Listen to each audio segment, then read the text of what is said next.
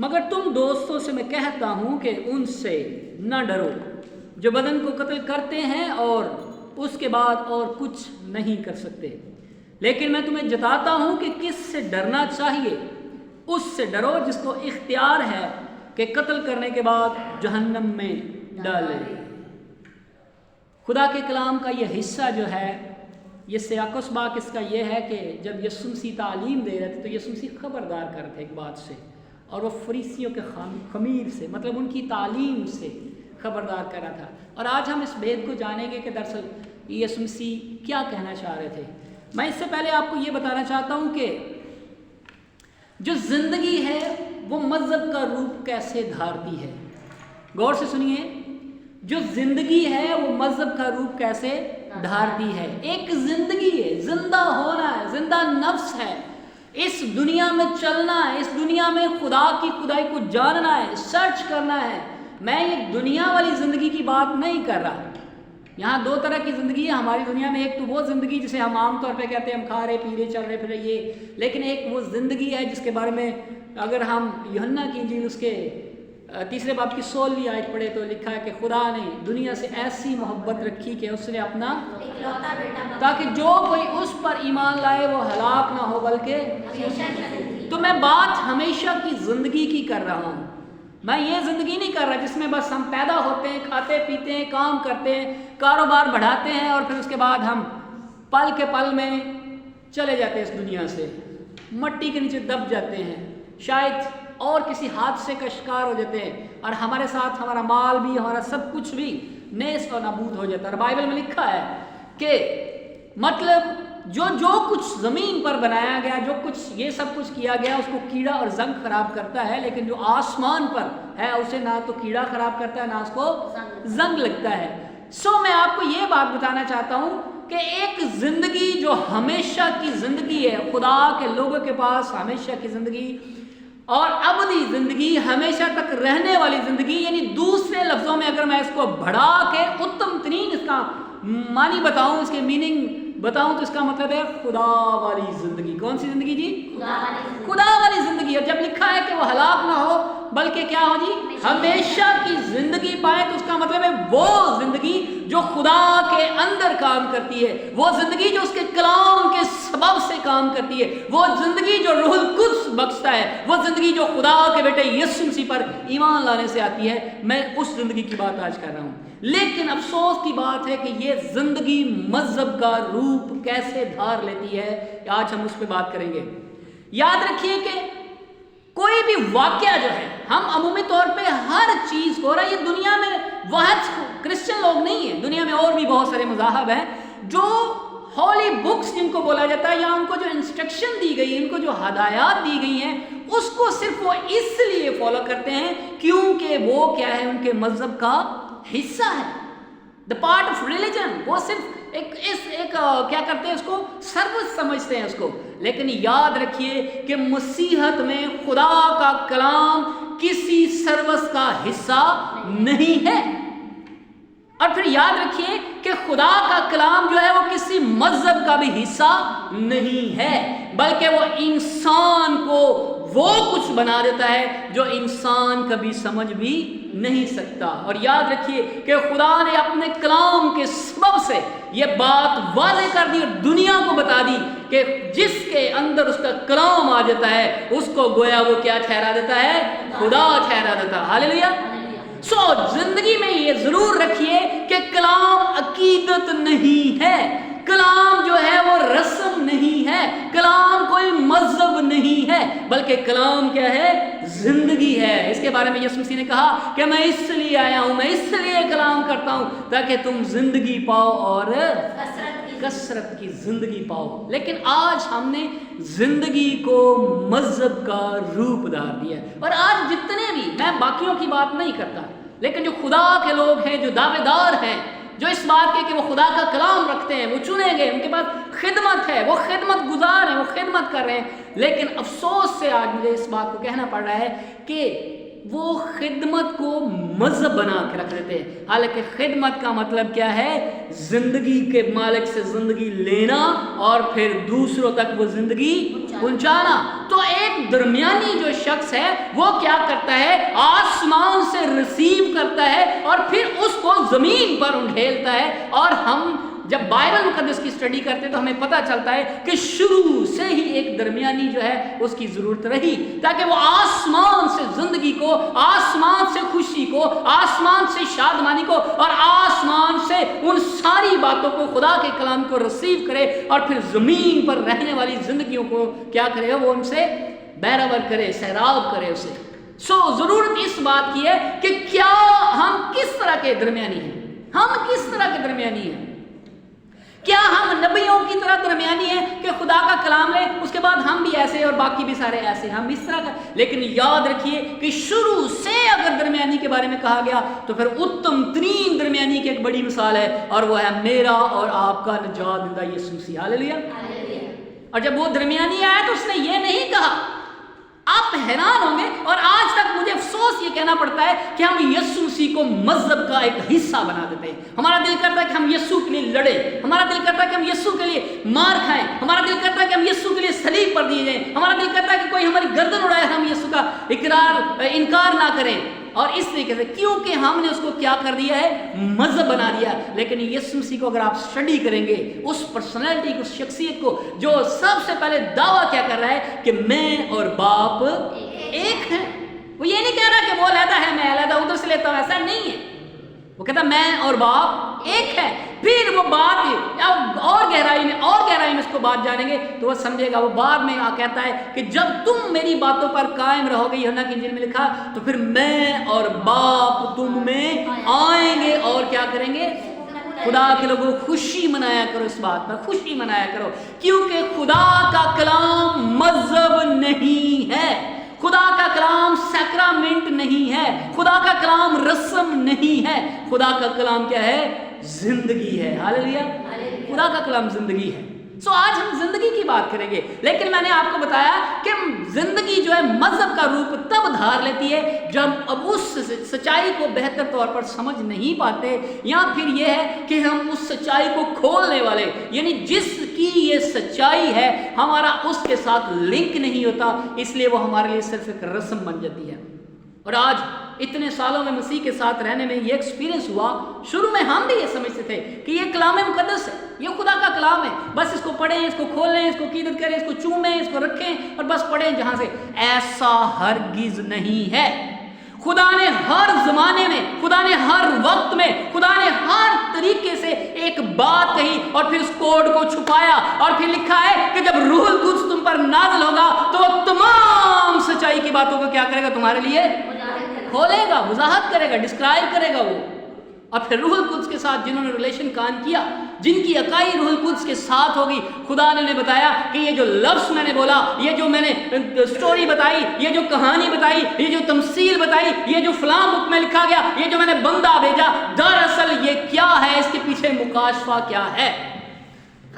اور جب میں بائبل مقدس کو اسٹڈی کرتا ہوں تو مجھے لگتا ہے، جب میں سنتا ہوں بہت ساری زندگیاں جو آج خدمت گزاری کا کام کر رہی ہیں، بڑے بڑے عہدوں پر فائز ہیں، لیکن آج بھی ابراہم کو صرف ابراہم کی سٹوری سمجھتے ہیں، آج بھی موسیٰ کو موسیٰ کی سٹوری سمجھتے ہیں، آج بھی اسحاق کو صرف اسحاق کی سٹوری سمجھتے ہیں۔ لیکن یاد رکھیے کہ ان کے اندر بہت بڑا ایک کوڈ چھپا ہوا ہے، اور جب آپ ابراہم کی سٹوری کھولیں گے تو پھر نئے نامے آپ پڑھیے، غلطیوں کا خط یہ بیان کرتا ہے کہ ابراہم کون تھا، کیوں تھا، کیسے تھا، اور کیا اس کا لب لباب کیا ہے، اور اس کے پیچھے محرکات کیوں تھی، یہ بندہ کیوں شروع میں رکھا گیا تھا، اور اس کا رکھا جانا خدا نے کیا مکاشفہ بیان کیا تھا۔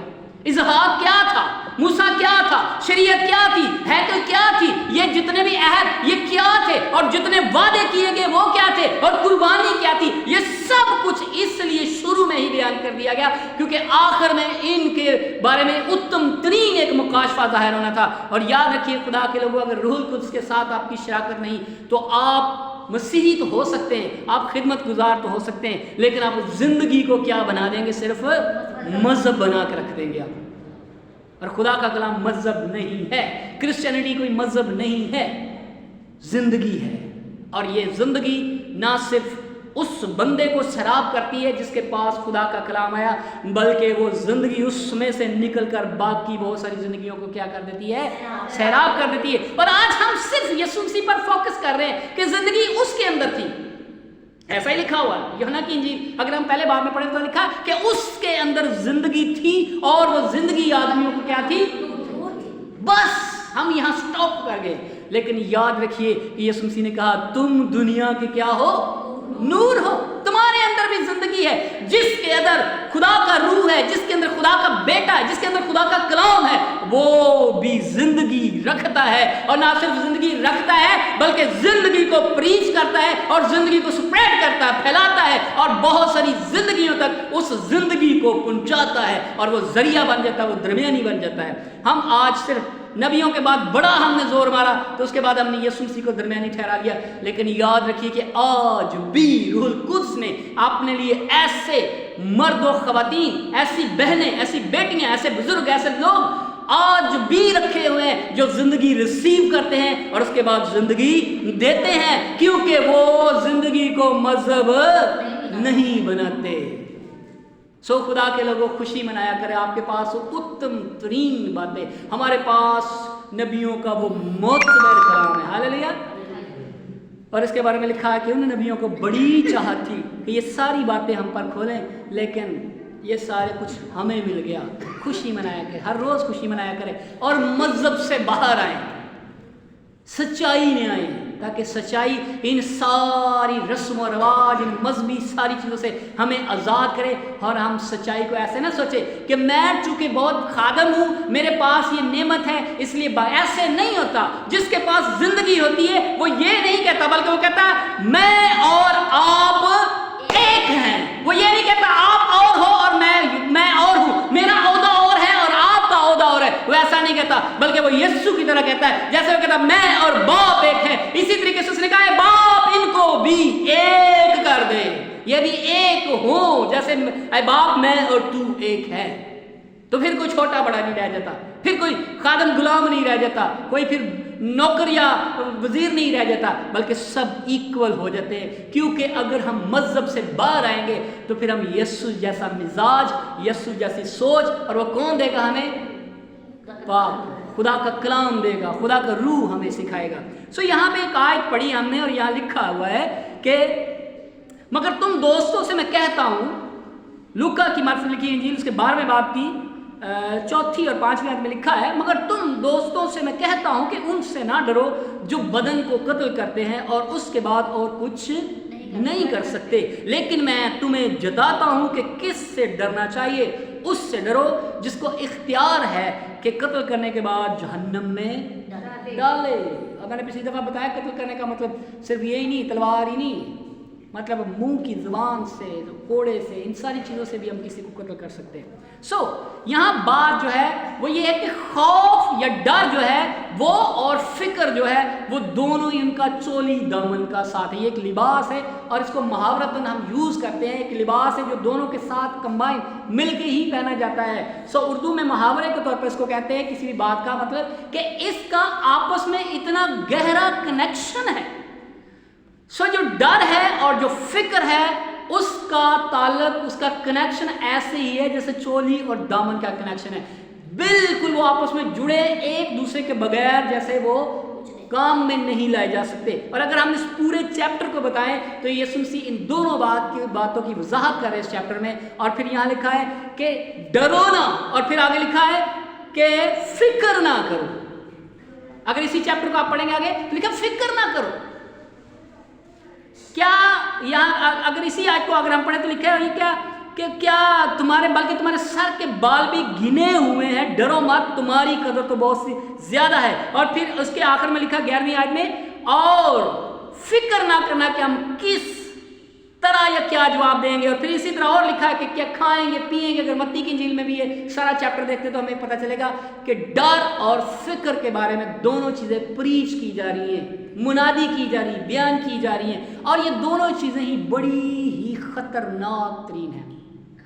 हम डर इसलिए जाते हैं क्योंकि हमें क्या होता है, फिक्र होती है, और हम फिक्र इसलिए करते हैं क्योंकि हमें डर होता है। दोनों चीजें साथ पैरेलल चल چلتی ہیں، بالکل ایک دوسرے کے ساتھ جڑی ہوتی ہے. ہم فکر اس لیے کرتے ہیں اس چیز کا کیونکہ ہمیں ڈر ہوتا ہے کہ اگر فکر نہیں کریں گے تو پھر یہ ہو جائے گا، زندگی چلی جائے گی، فلاں چلے جائے گا، صحت بگڑ جائے گی اور جائیداد اکھڑ جائے گی، یا ہو جائے گا وہ ہو جائے گی. ہمیں فکر ہوتی ہے، پھر ہمیں اس کے ساتھ کیا ہو جاتا ہے، ہمارے اندر ڈر پیدا ہو جاتا ہے. اور یاد رکھیے کہ خدا کا کلام لکھا جہاں خدا کا روح ہے وہاں ڈر نہیں ہے، وہاں خوف نہیں ہے. تو اگر خدا کا روح ہے تو پھر خوف نہیں ہوگا نا. اگر خدا کا روح نہیں ہے تو پھر خوف ہوگا. اور اگر آپ زبور کی کتاب 23 زبور میں لکھا ہے کہ خداوند میرا چپان ہے اور مجھے کمی نہ ہوگی، اور وہاں کہتا ہے میں کسی بلا سے نہیں ڈروں گا کیونکہ تیرے عصا اور تیری لاٹھی سے مجھے کیا ہے جی؟ تسلی ہے. کس کے اساس ہے؟ کس کے اساس ہے؟ کیا یہ عام سی بات ہے؟ کیا یہ خدا کے کلام کے اندر صرف ایک آیت لکھی ہوئی ہے کہ اس لیے کہ ہم اس کو لپیٹ کے تمیز بنا لیں اور گلے میں لٹکا لیں، یا اس لیے یہ زبور لکھا گیا ہے کہ ہم اس کو حفظ کر لیں، زبانی یاد کر لیں، یا بائبل کو لپیٹ کے تکیے کے نیچے رکھیں اور اس کو یاد کریں؟ بچپن میں ہم کیا کرتے تھے، ہمیں یہ سکھایا جاتا تھا کہ جب آپ قبرستان میں سے گزرو یا جب آپ کو ڈر لگو تو آپ 23 زبور پر ورد کرنا. خدا کا کلام یہ نہیں ہے. جس کے اندر کلام ہے، جس کے اندر خدا ہے، جس کے اندر خدا کا بیٹا ہے، جس کے اندر خدا کا روح ہے، وہ کیا حفظ کر کے اپنے آپ کو بچائے گا؟ کیا وہ کسی آیت کو حفظ کر کے بتائے گا؟ اور اگر ہم زبور 112 پڑھتے ہیں تو وہاں لکھا، شروع میں لکھا مبارک ہے وہ آدمی جو خدا ہم سے ڈرتا ہے، اور پھر اس کی 7ویں آیت میں لکھا وہ بری خبر سے نہ ڈرے گا. آج ہمارے زمانے میں ہر طرف بری خبر ہے، کوئی اچھی خبر شاید ہی سننے کو ملتی ہے.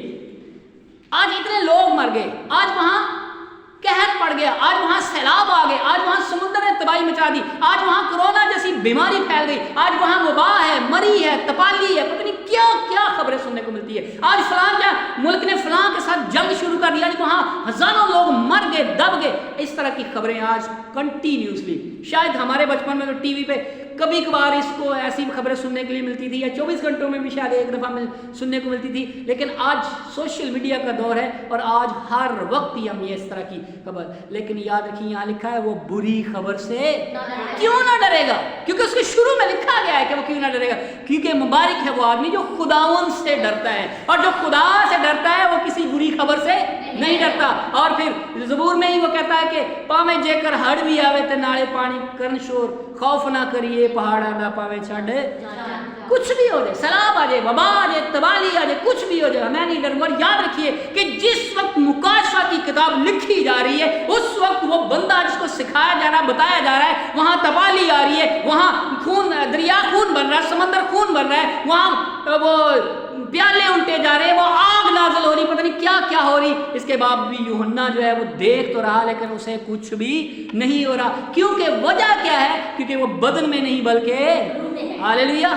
یہ مکاشفہ اس بات کو سمجھیے کہ جو کچھ وہ دیکھ رہا وہ بدن میں نہیں دیکھ رہا، بلکہ لکھا یکا یک وہ کیسے ہو گیا، وہ جی روح میں آ گیا.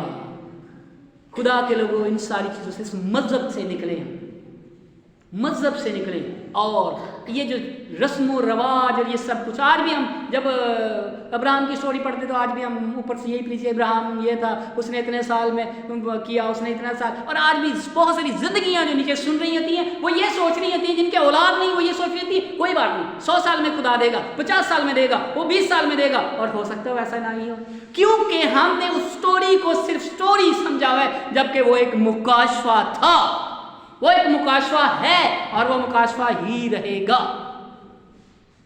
سو بائبل کی کوئی بھی بات کوئی سٹوری نہیں ہے، بلکہ آگے نئے نامے میں اس کو وضاحت سے اتم ترین بات میں لایا گیا.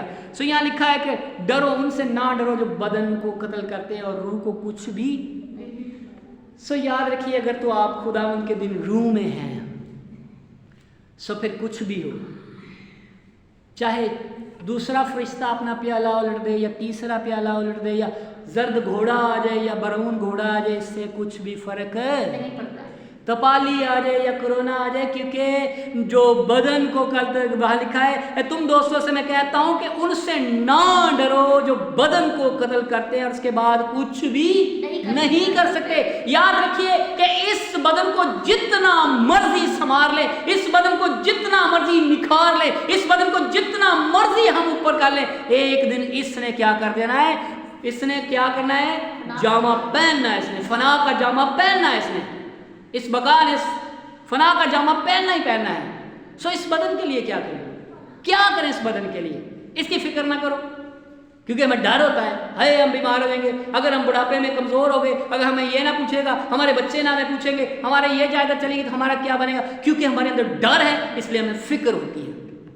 हम मजहबी बहुत सारे साक्रामेंट भी सिर्फ फिक्र और डर के सबब से पूरा करते हैं। आज चर्च जाना है, क्योंकि इसके सबब अगर चर्च नहीं गए तो पता नहीं खुदा क्या करेगा।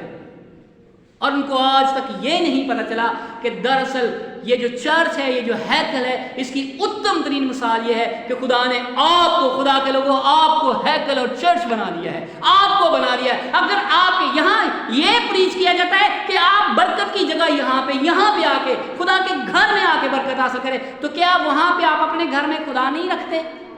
क्या वहां आपके साथ यीशु नहीं रहता? तो जिसके पास यीशु है, जिसके पास कलाम है, जिसके पास खुदा का रूह है, वो हर जगह है और वो खुदा की हैकल है, वो चलती फिरती खुदा की हैकल है।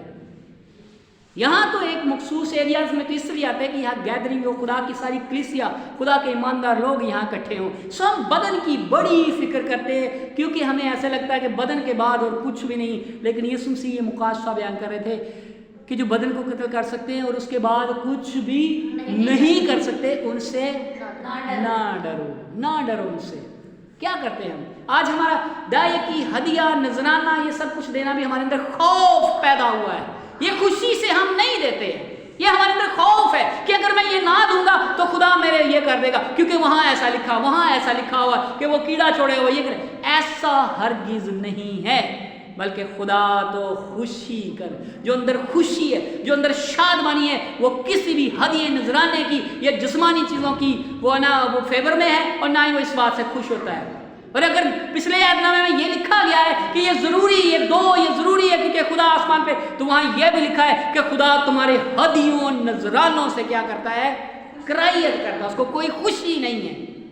ये भी साथ ही लिखा हुआ है, उसको कोई खुशी नहीं, क्योंकि वजह यह है कि हम जो कुछ भी कर रहे हैं वो हम मजहब का पार्ट्स बन के कर रहे हैं, हम जिंदगी के लिए नहीं कर रहे। क्योंकि हमारे पास, हमारे घर में कोई जिंदगी होगी, उसे तो हम बिल्कुल नहीं पूछेंगे, लेकिन हम बाहर जाके जरूर देंगे, क्योंकि पता चले कि हम बड़ा ही मजहबी काम कर रहे हैं। तो इसलिए यीशु मसीह ने कहा कि फकीरों, फरीसियों की जो रियाकारी है या जो उसका जो खमीर है, उससे क्या हो जाओ, बच जाओ, क्योंकि वो कहते हैं पर करते नहीं है, और जो कुछ वो ऊपर से नजर आते हैं वो अंदर से नहीं है। खुदा के लोगों, ईमानदारों, मुकद्दसों, आपको रूह कुद्स बख्शा गया है, आपको खुदा ने अपना रूह बख्शा है, और वो आपको बाहर से नहीं बल्कि अंदर से तैयार करता है, ताकि आप जो कुछ भी करें वो बाहर से नहीं, किसी को देख कर नहीं, कोई मजहब का हिस्सा बनकर नहीं, कोई सैक्रामेंट करके नहीं, बल्कि अंदर से करें, क्योंकि ये समझ करके मैं आदम में से नहीं हूं, बल्कि मैं मसीह के बदन का हिस्सा हूं, इसलिए जो कुछ मैं उसे करता देखता हूं वही मैं करता हूं।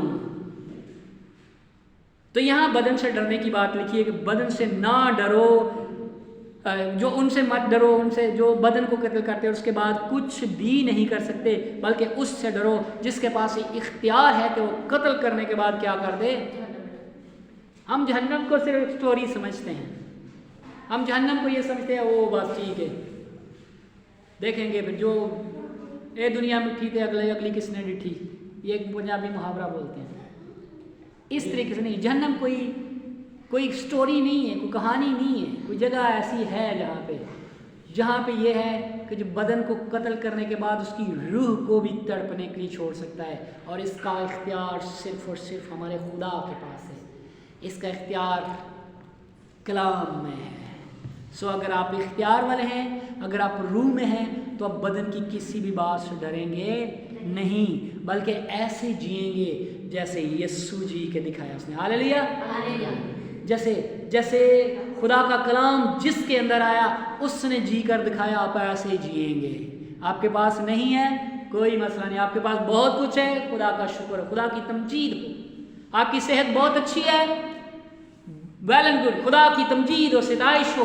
लेकिन अगर आपकी सेहत इतनी अच्छी नहीं तो उससे भी बढ़कर खुदा की शुक्रगुजारी हो, क्योंकि ये बदन और ये खून खुदा की बादशाही के अंदर नहीं जा सकते। हम इस बदन को लेकर जाना चाहते हैं, इस बदन को संवारते हैं कि ये खुदा की, हालांकि ये खून और गोश्त खुदा की बादशाही के वारिस नहीं है। आपको एक और जलाली बदन दिया गया है, और अगर से अभी से प्रैक्टिस करते हैं रूह में रहने की, तो फिर आपके पास वो बदन है जो आपके अंदर खौफ और डर पैदा नहीं करता। फिर आप ये नहीं परवाह करते कि इस बदन के साथ क्या होगा, कैसे होगा, बल्कि आप इस तरीके से सोचते हैं कि जैसे यीशु मसीह कहता है, पिछली दफ़ा सरमन में मैंने बोला कि यीशु मसीह ने जब पतरस ने ये किया वाकया, वो सारा तलवार मार के वो सरदार काहन के कान का जो नौकर है उसका कान उड़ा दिया, तो यीशु मसीह ने उसे कहा कि अपनी तलवार को अपने म्यान में रख ले, क्योंकि जो नविश्ते मेरे लिए लिखे उनका पूरा होना यूं ही है, जरूर है। सो खुदा के लोगों, ईमानदारों, जो कुछ आपके लिए और मेरे लिए लिखा है उसको मत रोकें। आज हम क्या करते हैं, आज हमने शफात को क्या बना के रख दिया। हम कहते हैं प्लीज मेरे लिए दुआ करो, मेरी माँ बीमार है, मेरा भाई बीमार है, मेरा दोस्त बीमार है, हमारे घर में गरीबी आ गई, हमारे घर में खाना नहीं, हमारे साथ। हम खुदा के कलाम को नहीं देखते कि वो जो जिंदा कलाम था, जो चलता फिरता था, जिसकी हर साल सिर्फ हम एक ईद मना लेते हैं और बड़े खुश हो जाते हैं, वो क्या कर रहा है, वो हर एक बात में ये कह रहा है कि मेरा खाना मेरे बाप की मर्जी को पूरा करना है, और मैं खुद से कुछ नहीं करता, बल्कि जो कुछ बाप को कहते हैं वो ही करता हूं। तो फिर एक ईमानदार मसीही को कैसे जीना है यहाँ इस दुनिया में? मेरा रहना, मेरा खाना पीना अगर है दुनिया, कोई बात नहीं, चाहे यीशु मसीह को अगर अच्छा कोई खाना ऑफर करता है तो यीशु ये नहीं कहता नहीं ऐसे। यीशु मसीह को कोई अच्छा लिबास ऑफर करता है तो ये नहीं कहता नहीं मैंने, आप पहनिए, अच्छा खाइए, अच्छा रहिए, एंजॉय कीजिए इस जिंदगी को, नहीं उस जिंदगी को एंजॉय कीजिए। लेकिन याद रखिए कि खुदा के बेटे जैसा मिजाज रखिए और हर हालत में खुश रहिए। ये बदन बीमार हो तो परेशान मत हो जाया करे कि ये बदन का क्या होगा, मेरे लिए दुआ, वो भी दुआ करिए, शफात करो, वही शफात करो। याद रखिए कि आपके लिए शफात के लिए भी उसने मुकर्रर कर दिया, और रोमियो के खत में लिखा है कि जिस तौर से आपको दुआ करनी चाहिए हमें, लेकिन खुदा का रूह हमारी रूह के साथ आहें भर भर कर शफात करता है, जिसका बयान नहीं हो सकता। और फिर लिखा है कि दिलों का परखने वाला जानता है कि रूह की क्या मर्जी है। हम जब इंसान की शफात कर रहे हैं तो हम उसकी मर्जी के मुताबिक शफात करते हैं। अगर उसने हमें कहा कि मैं बीमार हूं, मेरे लिए दुआ करो, तो हम ये कह रहे थे खुदा प्लीज इस पर रहम कर, इसे शिफा दे इसका। अगर वो कहता है गरीब है तो हम कहते हैं खुदा प्लीज इसके रोजगार मुहैया कर। अगर वो कहता है कि मैं कुछ और मेरे साथ मसला, ये वाला मसला वो, तो हम ये कह रहे थे खुदा प्लीज, क्योंकि हम उसके बिहाफ पे बोलते। लेकिन याद रखिए खुदा का रूह हमारे बिहाफ पे नहीं बोलता, बल्कि वो किस तरह बोलता है, वो खुदा की मर्जी के मुआफिक मुकद्दसों की क्या करता है, शफात करता है। सब बदन में ऐसे हैं, इस बदन से निकलिए, इस बदन से बाहर आइए। आप मेरे लिए शफात, आप मेरे लिए शफात, आप मेरे लिए शफात करें, मेरे लिए ये हो जाए, मेरे लिए ये हो जाए। याद रखिए कि खुदा ने अपने मुकद्दसों के लिए हर एक चीज कंप्लीट कर दी है, मुकम्मल कर दी है। बस ईमान से रिसीव कीजिए और टेबल पर जाकर खुदा के बेटे के साथ ज़ियाफ़त में शरीक होइए। इसलिए बदन से, उनसे मत डरिए जो बदन को हलाक करते हैं और उसके बाद कुछ भी नहीं कर सकते। अगर बीमारी है, अगर कोई वबा है, तो किसको हलाक कर सकती है? सिर्फ बदन को हलाक कर सकती है, और हमारी रूह का कुछ नहीं कर सकती। और याद रखिए कि ये बदन जो है ये बादशाही में नहीं जाएगा, ये बदन खुदा के हुजूर नहीं जाएगा। एक और बदन तो जाएगा, लेकिन वो ये वाला नहीं, बल्कि वो जलाली बदन, जी उठा बदन है। तो याद रखिए कि हम सब जो खुदा में मसीह, खुदा के बेटे मसीह में हैं, हम जी उठा बदन पहन चुके हैं, पहनेंगे नहीं, पहन चुके हैं। इसलिए खुशखबरी का कलाम सुनिए और जिंदगी को मजहब मत बनाइए और जिंदगी को जिंदगी की तरह जिए। हालेलुया। खुदा आप सबको बरकत दे।